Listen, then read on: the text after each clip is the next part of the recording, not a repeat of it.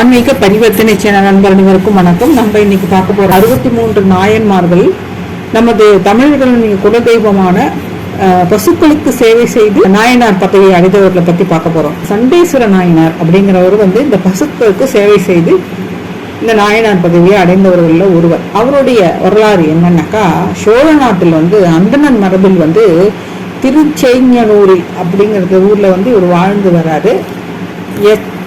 எச்சதத்தனுக்கும் பவித்ரைக்கும் மகனாக பிறந்தவர் தான் இவர். இவருடைய உண்மையான பெயர் விசார சர்மா அப்படிங்கிறது இவருடைய பெயர்.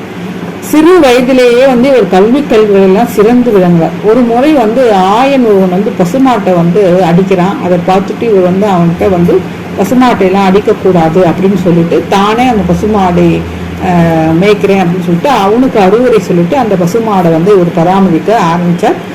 அப்புறம் பசுக்கள் அதிகமா பால் கொடுக்க ஆரம்பிச்சது. அதாவது அன்பா அதை பராமரிச்சா நிறைய பால் கொடுக்கும் அப்படிங்கிறதுக்கு தான் இந்த இடத்துல சொல்லப்பட்டிருக்கு. பசுக்களை மேய்க்கும் போது மண்ணியாற்றங்கரையில மணல் லிங்கத்தை செய்து பசுவினுடைய பாலை அபிஷேகம் செய்து பூஜை செய்யறத இவர் ஒரு வழக்கமா வச்சுட்டு இருக்காரு.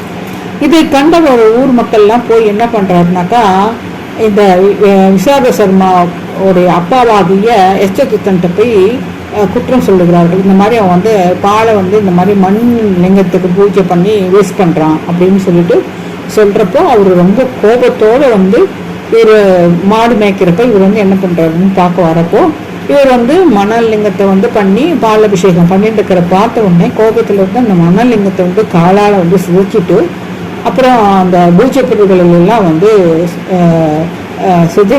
சிதைச்சுறாரு. இதை பார்த்த உடனே இந்த விசார சர்மாக்கு கோபம் வந்துடுது. உடனே என்ன பண்றாரு, ஒரு கோலை இந்த மாடு மேய்க்கிறதுக்கெல்லாம் கோல் வச்சுருப்ப அந்த கோலை எடுத்து அவ அப்பா காலில் அடிக்க போறப்போ அந்த கோல் என்ன ஆகுதுனாக்கா மழுங்கிற ஆயுதமா மாறி அவங்களுடைய அப்பாவோட காலை வெட்டிடுது.